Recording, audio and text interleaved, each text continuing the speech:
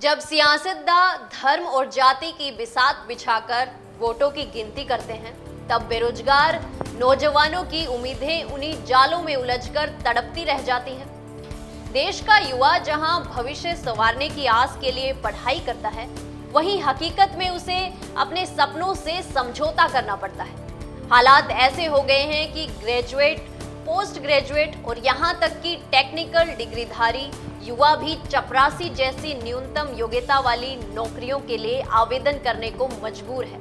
राजस्थान की बात करें तो यहां 18 लाख बेरोजगार सरकार के पोर्टल पर रजिस्टर हैं, जबकि जमीनी आंकड़े 35 लाख बेरोजगारों की बात करते हैं। पिछली वनपाल भर्ती में 23 लाख आवेदन आए थे और इस बार चपरासी की भर्ती में 24.76 लाख फॉर्म भरे गए हैं।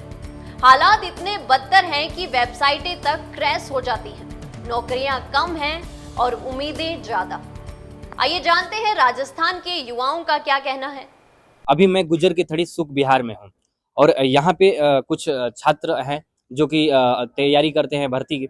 हम ये जानने की कोशिश करेंगे कि जो चतुर्थ श्रेणी के राजस्थान में वैकेंसी आई है उसमें 24 लाख से भी ज़्यादा आवेदन गिरे हैं। तो हम ये जानने की कोशिश करेंगे कि क्या वजह है कि इतने आवेदन पड़े हैं इसमें। और आप सबसे मजे की बात तो ये है कि उसमें जो लास्ट का समय था 5 घंटा, उसमें मतलब इतना आवेदन पड़े हैं कि पर सेकेंड के हिसाब से 6 आवेदन पड़े हैं, यानी 1 सेकेंड में 6 आवेदन पड़े हैं। तो आखिर कितना क्रेज है इस वैकेंसी का या बेरोजगारी का आलम, ये जानने की कोशिश करेंगे हम और बात करेंगे इन्हीं लोगों से। बताइए, ये जो 24 लाख आवेदन पड़े हैं चतुर्थ श्रेणी में, क्या कहना चाहेंगे इसके बारे में आप?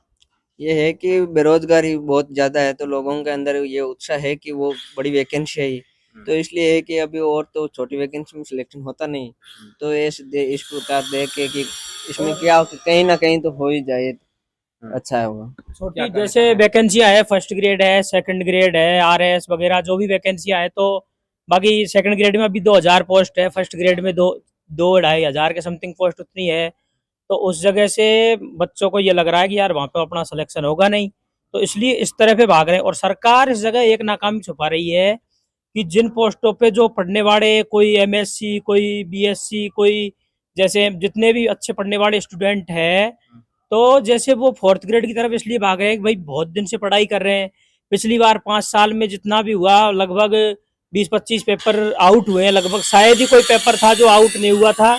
तो इस वजह से अब आदमी के ये हो रहा है कि जैसे तैसे करके भाई कुछ न कुछ रोजगार तो मिल जाए, तो इस वजह से ज्यादा ये फॉर्म आना। और पिछली बार जो पेपर आउट हुए थे उसमें चक्कर ये था कि जो पढ़ने वाले हैं वो तो घर बैठे रह गए और जो चोर थे वो पेपर ले गए और वो लग गए। जिनको खेतों में काम कर रहे हैं 3-3, 4-4 आदमी, जिनको ये पता नहीं है कहाँ से क्या हो रहा है, किताबों के बारे में नॉलेज नहीं है, वो लोग लग गए। और हमको हो गए 8 साल तैयारी करते करते, 4th ग्रेड में फार्म भरा है, इससे भी नीचे अगर सरकार निकालेगी तो उसमें भरेंगे, ये हालत हो रही है। तो फॉर्म आना चक्कर ये है कि बेरोजगारी बहुत ज्यादा ऊंचे आलम पे है। तो इस वजह से अब सरकार ये है कि भाई जैसे तैसे करके अपना नाम हो जाएगा और कि भाई हाँ हमने वैकेंसियां निकाली है। लेकिन अब जैसे टीचर वाली वैकेंसी है, जैसे सेकंड ग्रेड है, फर्स्ट ग्रेड है, तो उसको कम से कम बढ़ाने की करे ना थोड़ी बहुत, कम से कम तो आदमी को ये लगे कि यार अपन इतने दिन से तैयारी कर रहे हैं, तो ये लगे कि हाँ अपन को अच्छे पे स्केल वाली जॉब मिली है। तो इस वजह से अब सभी आदमी के मन में ये आ रहा है कि जैसे भी करके अपन को तो जॉब में लगना है भाई, 4th ग्रेड कुछ भी हो, जैसे तैसे करके अपन तो इतने दिन से पैसे लगा रहे, तो कहीं ना कहीं रोजगार तो मिल जाए। भाई 500 रुपए की मजदूरी करेगा आदमी मजदूर की तरह, तो उससे अच्छा है कि 500-700-800 रुपए जैसे पर डे इसमें तनख्वाह आएगी, जैसे 18-20 हजार जितनी होगी पता नहीं, तो उस हिसाब से सब आदमियों ने ये है मामला।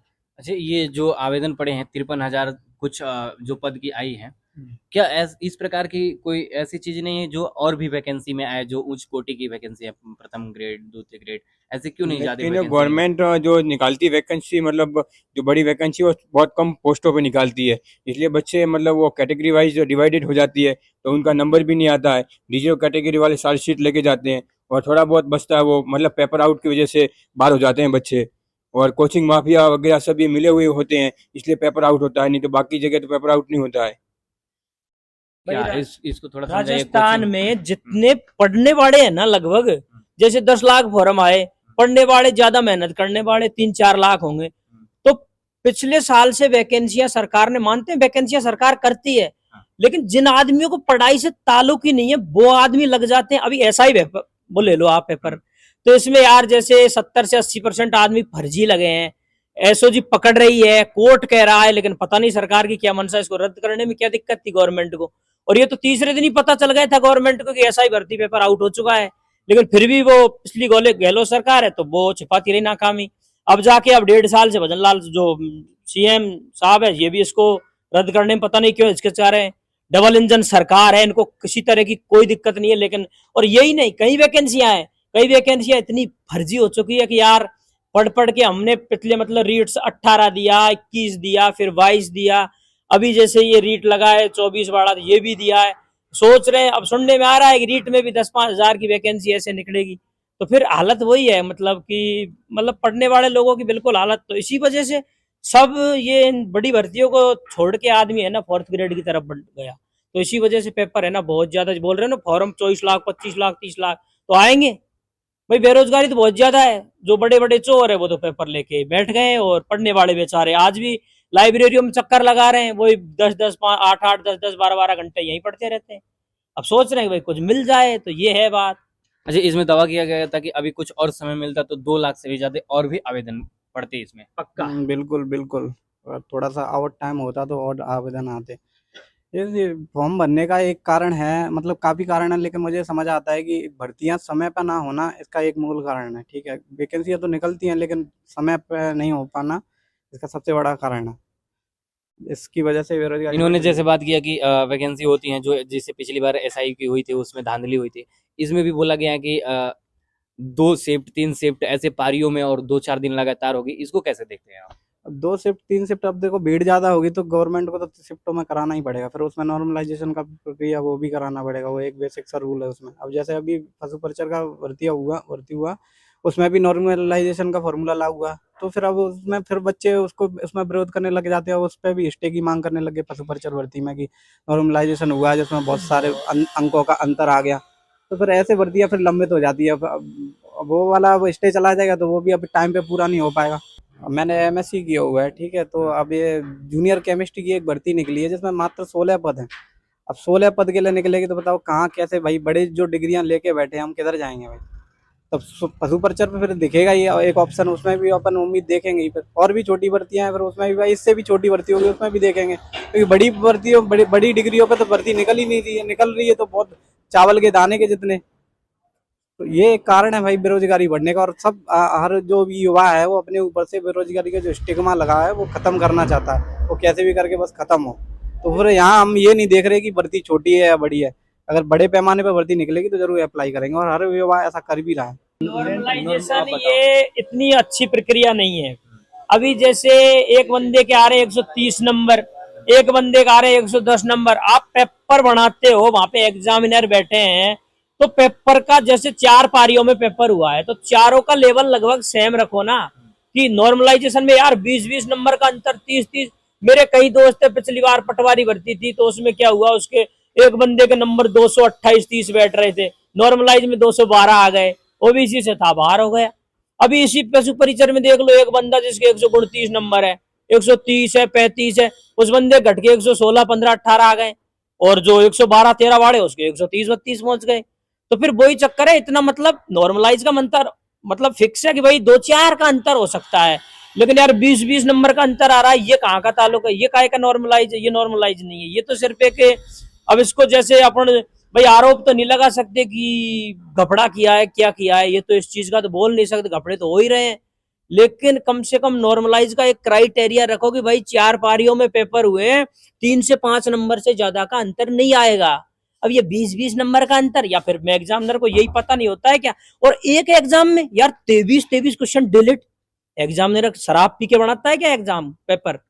तो ये चक्कर है ना कहीं उस चीज का ये हो कि भाई एग्जामिनर कितना बड़ा, मतलब उसको नॉलेज सब होता है, या फिर या बोर्ड की या सरकार की मंशा होती है कि डिलीट हो, भर्तियां पीछे जाए, कोर्ट में जाए, स्टूडेंट कोर्ट के चक्कर लगाए, वकीलों की फीस भरे, और फिर जैसे पेपर आउट हुए तो फिर, और होता क्या पेपर आउट में दूसरे दिन उनको छोड़ देता है कोर्ट, वकील जमानत मिल जाती है, ये लो पुलिस भागती है, एसओजी ये मान लो पिछले मतलब 2-4-5 साल से भाग ही रही है, एक को पकड़ते तीसरे दिन दूसरा छूट जाता है, दूसरे को पकड़ते वो छूट जाता है, क्या करेगी पुलिस भी, क्या करेगी इसमें, भाई कोर्ट लगा दी मोहर, ये लो साहब लाओ प्रूफ, प्रूफ कहाँ से लाए? तो ये चीज है मतलब कहीं ना कहीं।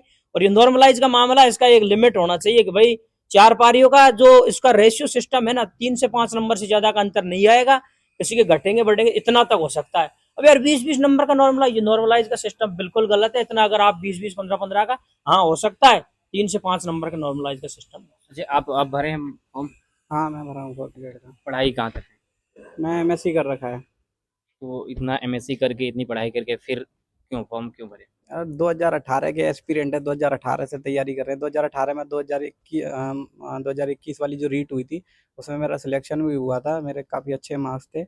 वो भर्ती रद्द की चपेट में आ गई, रद्द हो गई, गलत तरीके से उसको रद्द कर दिया गया।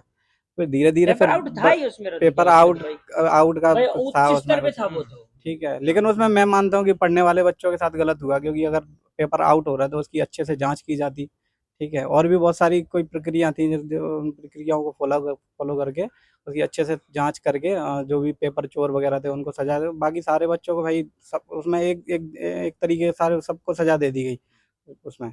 तो 2018 से लेके अब तक भाई कर रहा हूँ। 2021 में मेरा सिलेक्शन हुआ था और लग रहा था कि उसमें सिलेक्शन हो जाएगा, अच्छे मार्क्स थे, उसमें भी नहीं हो पाया। फिर अब धीरे धीरे भर्तियां लंबित होती गई, बहुत कम। अब जैसे मैंने MSc कर रखा है तो MSc पे बहुत चुनिंदा गेहूं के दाने के बराबर वैकेंसियां निकलती हैं, तो उसके लिए अपन एलिजिबल नहीं हो पाते। तो फिर जो छोटी भर्तियां होती है वो बड़े पैमाने पर निकलती हैं, तो बड़े पैमाने पर फिर फॉर्म भाई वहाँ पर एक भरना पड़ता है, एक उम्मीद दिखती है कि भाई यहाँ चलो वहाँ नहीं हुआ तो यहाँ हो जाएगा। आप कितना तक पढ़ाई किए हैं? मैंने MSc कर रखा है और 2017 से मैं रीट सेकंड ग्रेड की तैयारी कर रहा हूँ। रीट 18 वाला दिया था, 21 वाला दिया था, उसमें भी बहुत अच्छे नंबर थे, 130 नंबर थे। तो आखिर क्यों चतुर्थ श्रेणी पे क्यों आए आप? करे क्या भाई, मैंने 6-7 एग्जाम दी, लगभग शायद एक भी एग्जाम नहीं थी।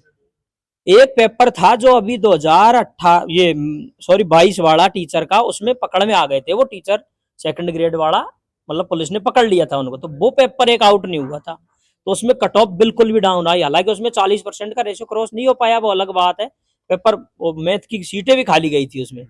लेकिन अब चक्कर ये है कि पेपर आउट से इतना डर हो गया कि भाई कम पे नंबर, मतलब कम सीटों पे अपना सिलेक्शन नहीं होगा, थोड़ी बहुत सीटें आएंगी तो इतने हाई फाई तो है नहीं कि भाई अपन क्रॉस कर जाएंगे 10 सीट पे भी। वो कहते हैं ना बहुत से टीचर वो मोटिवेशन देते हैं, अरे तुमको तो एक चाहिए, अरे एक कैसे चाहिए, ऐसे तो एक ही सीट पे लड़ लेंगे क्या, एक सीट निकाल दो फिर तुम। तो ये चीज है, इसलिए 4th ग्रेड की तरफ बढ़ना ही पड़ा है, ये है बात। आप भरे हैं? हाँ हम भी भरे हैं, हम BSc B.Ed किए हुए हैं, उसके बावजूद हमारे को 4th ग्रेड का फॉर्म भरना पड़ा है। हमने जैसे ये दिया था पशु परिसर का 126 नंबर थे हमारे, लेकिन नॉर्मलाइजेशन की वजह से हम बाहर हो गए, और जिसके 100 नंबर आ रहे हैं उसका इस पशु परिसर में फाइनल सिलेक्शन हो रहा है, जो 135 वाला है उसका भी सिलेक्शन नहीं हो रहा है। और नॉर्मलाइजेशन सिस्टम है ये बहुत बेकार सिस्टम है। जैसे आप यूपी बिहार वहाँ पे भी देखिए कि नॉर्मलाइजेशन सिस्टम बंद किया है। अभी हाल ही में वो प्रशांत किशोर बिहार में खुद धरने पे बैठे थे, उन्होंने भूख हड़ताल की थी, जेल में भी वो भूख हड़ताल पे बैठे थे। इसलिए गवर्नमेंट सेंट्रल जो वैकेंसी है उनमें भी ये नॉर्मलाइजेशन वाला सिस्टम कम कर रही है, उसके बावजूद अपने राजस्थान सरकार ने अपनाया हुआ है। इस सिस्टम को खत्म करना चाहिए, और जो मतलब गवर्नमेंट तंत्र के आदमी है वो इसमें लिप्त हैं, इसकी वजह से ही मतलब पेपर आउट और ये फर्जीवाड़ा होता है। आम आदमी कोई पेपर आउट नहीं करता है कभी। पढ़ाई कहाँ तक की है? BSc करके आखिर क्यों चतुर्थ श्रेणी की क्या फॉर्म? तो श्रेणी की क्या करेंगे, और तो वैकेंसी हमारे है ही नहीं, बड़ी वैकेंसी आती नहीं है। छोटी छोटी वैकेंसियों के वहाँ अंदर तो पद मिलेंगे नहीं। इतनी छोटी वैकेंसी अभी देख लो, सेकंड ग्रेड की है 2100-2000-3000 पद पे आई है, फर्स्ट ग्रेड है तो भी इतनी है। इसमें कैटेगरी वाइज फट जाएगी तो हमारे बीच में बहुत ही कम बचेगी। इसलिए हमने तो इसी की तरफ रास्ता मोड़ लिया कि अभी यही है बड़ी वैकेंसी, तो इसी की तरफ। सरकार से क्या कहना चाहोगे? अब सरकार से क्या ही कहना है, सरकार तो कुछ करने वाली तो है नहीं, ऐसे ही करते आ रही है। एक नॉर्मलाइजेशन कर देते, अभी पशु परिचर में लगाया हुआ था तो जो उसमें नॉर्मलाइजेशन से आज 20 नंबर घट गए। तो ऐसे करती है, तो नॉर्मलाइजेशन करती है तो क्यों करती है, इतना बड़ा ज्यादा क्यों, 2-4 नंबर का तो हो ही जाता है, लेकिन इतना बड़ा हो जाता है तो बाहर ही हो जाते हैं। तो असल बात ये है, अगर किसी को अपनी पढ़ाई और योग्यता के अनुसार काम नहीं मिलता तो वो भी बेरोजगारी की ही एक शक्ल है। ऐसे ही और वीडियोस देखने के लिए सब्सक्राइब करें मॉर्निंग न्यूज इंडिया को और जुड़े रहिए हमारे साथ।